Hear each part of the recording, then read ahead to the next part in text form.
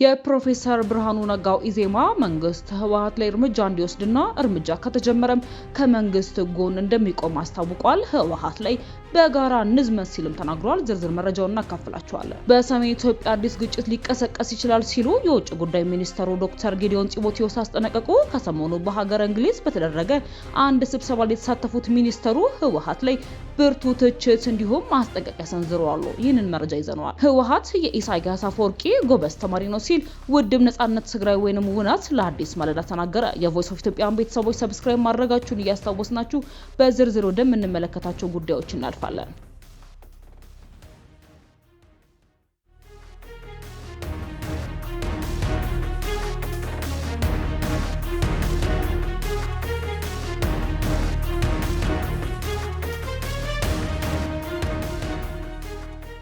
የፕሮፌሰር ብርሃኑ ነጋው ኢዜማ መንግስት ህወሓት ላይ እርምጃ እንዲወስድና እርምጃ ከተጀመረም ከመንግስት ጎን እንደሚቆም አሳውቋል። ከብልጽግና ጋር ያለው የልዩነት መስመር የማይታወቀው ኢዜማ ህወሓት ላይ መቀጣጫ የሆነ እርምጃ እንዲወሰድ መጠየቁ አነጋጋሪ ሆኗል። የፓርቲው መሪ አቶ ዮም መሳፍንት ከኤንቢሲ ቴሌቪዥን ጋር ባደረጉት ቆይታ በምርጫው ማግስት ህወሓት ላይ እርምጃ መወሰድ አለበትም ብለዋል።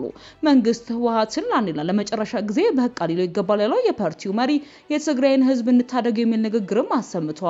በሰሜኑ ጦርነት ወቅት የትግራይ ህዝብ ያ ሁሉ ሰቆቃ ሲደርስበት ተባባሪ የነበረው ኢዜማ አሁን ላይ ለትግራይ ህዝብ ቅን ሐሳብ መስሎ ህዝቡን እንታደገው የሚል ጥሪ አቅርበዋል። በእርግጥም የኢዜማ የትግራይን ህዝብ እንታደገው ከሚለው ጥሪ ባለፈም ህወሓት ላይ በጋራ ንዝመት የሚል የጦርነት ጥሪም አብሮ አስተጋብቷል። ህወሓትን ለአንዴና ለመጨረሻ ጊዜ በቃ ልንለው ይገባል፣ ቡድኑ ላይ በሚወሰድ እርምጃም ኢዜማ ይሳተፋል በማለት ነው የፓርቲው መሪ እዮም መሳፍንት የተደመጡት። ህወሓት ላይ እርምጃ ከተጀመረ ከብልጽግና ጎን እሰለፋለሁ የሚለው ኢዜማ የትግራይ ህዝብ ክልሉን እንደ ስጋት ቀጠና የተመለከተ ነው ብሏል። ከምርጫው መለስ ትልቁ የቤት ስራችን ከትግራይ ህዝብ ጋር በመተባበር የህወሓትን እንቅስቃሴ መቀልበስ ነው በማለት አቶ ዮብ ተደምጠዋል።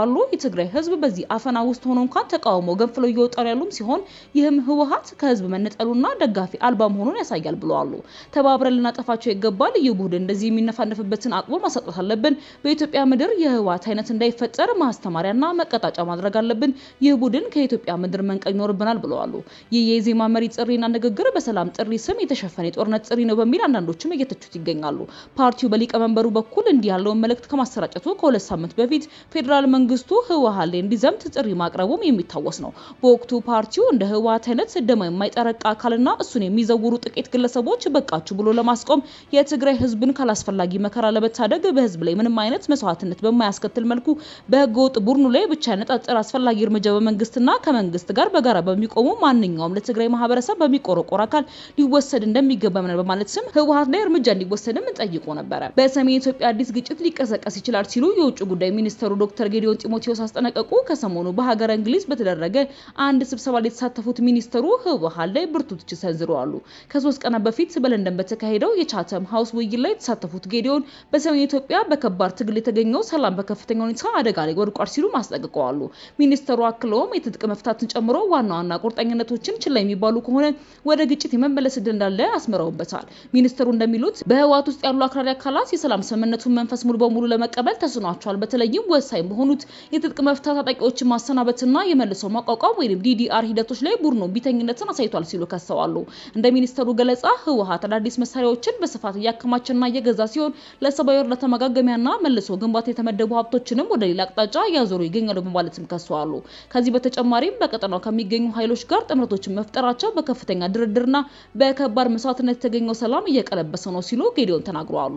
የፌዴራል መንግስቱ ከግጭት በኋላ ያሉ መልሶ ግንባታና መልሶ ማቋቋም ስራዎችን መደገፉ እንደሚቀጥል ገልጸው ሆኖም የሰላም ስምምነቶች ስኬታማነት የሚወሰነው ሁሉም ባለድርሻ አካላትና ወገኖች ግዴታቸውን ሙሉ በሙሉ ለመተግበር ባላቸው ቁርጠኝነት ላይ መሆኑን አስጠንቅቀዋል።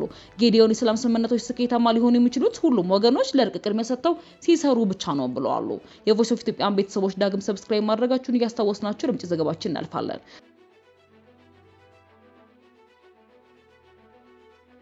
ህወሓት የኢሳያስ አፈወርቂ ጎበዝ ተማሪ ነው ሲል ውድብ ነጻነት ትግራይ ወይንም ውናት ለአዲስ ማለዳ ተናገረ። የአሜሪካ መንግስት በህወሓት አመራሮችና ቤተሰቦቻቸው ላይ ጣለውን የቪዛ ማዕቀብ በተመለከተ ውድብ ነጻነት ትግራይ ወይንም ውናትና ሳልሳይ ወያኔ ትግራት ወይንም ሳወት ለአዲስ ማለዳ በሰጡት አስተያየት ማዕቀቡ በትግራይ ዘላቂ ሰላም ለማስፈንና ሊቀሰቀስ የሚችለውን ጦርነት ለማስቀረል ሊኖሩ ስለሚችለው ተጽዕኖ የፓርቲዎቻቸውን አቋም አንጸባርቀዋል። የውድብ ነጻነት ትግራይ ህዝብ አደረጃጀት ኃላፊ ገብረ መስቀል ኪሮስ እንደገለጹት በአሁኑ ወቅት በትግራይ ክልል መንግስት የሚባል ነገር እንደሌለ የሚያሳዩ በርካታ የጭካኔ ተግባራት እየተፈጸሙ ይገኛሉ። አሜሪካ ያደረገችው የቪዛ ክልከላ በትግራይ ያለውን ሁኔታ ላይ እና ይቀሰቀሳል ተብሎ የሚሰጋውን ጦርነት ሊያስቆሙ ይችላሉ በሚለው ላይ የሚነሱ ክርክሮችን እየተከታተሉ መሆኑንም ጠቅሰዋል። የቪዛው ገደብ ተከትሎ ህወሓት ሲሰጥ የሚችለው ምላሽ ሲያብራሩም ህወሓቶች በጣም ጎበዝ የሆኑ የኤርትራው መሪ የኢሳያስ አፈወርቂ ተማሪዎች ናቸው። ኤርትራ የቪዛ ገደብና ማዕቀብ ተደርጎባት የነበረ ቢሆንም ማዕቀቡ የኤርትራን ህዝብ ለከፍተኛ ጉዳት ለስደትና ለጭካኔ ከመዳረግ ውጪ በሀገሪቱ ፖለቲካ ላይ ያመጣው አንዲት ለውጥ የለም። ህወሓትም ልክ እንደ ኤርትራው መንግስት የቪዛ ክልከላ ሲደረግባት ከኢሳያስ የተማረው በመተግበር በህዝቡ ላይ መጨከኑን ይጀምራል ሲሉም ዘርዝሮ አብራርተዋል። አክለውም ትግራይ ክልል ኤርትራ ደግሞ ሀገር በመሆኗ ህወሓት ክልከላውን የመቋቋም አቅም እንዳለው ጠቁሞ በመሆኑም የቪዛ ገደብ በክልሉ ያለውን ውጥረት በቶሎ ያረግባል ብሎ እንደማይጠብቁ ነገር ግን በጊዜ ሂደት ምናልባትም ለውጥ ሊኖር እንደሚችልም ገልጸዋል። በሌላ በኩል የሳልሳይ ወያኔ ትግራይ ፓርቲ ወይንም ሳወት የህዝብ ግንኙነት ኃላፊ ብርሃን አጽባህ በበኩላቸው እገዳው በተናጥል ግለሰቦችን የሚመለከት ቢሆንም እንደ ፓርቲ በትኩረት ሊታዩ የሚገባቸው ጉዳዮች ላይ ያተኮረ መሆን አለበትም አሳስበዋል።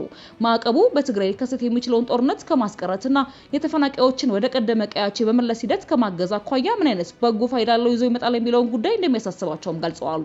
ኃላፊው በግለሰቦች ላይ የሚደረገው የቪዛ ገደብና ቀባ የህብረተሰቡን ችግር ከመፍታት አኳያ ጥሩ ማሳያ ሊሆን ይችላል፣ ነገር ግን ወደፊት ምን አይነት ተጨባጭ ውጤት ይዞ ይመጣል የሚለውን ገና የሚታይ ይሆናል ብለዋል።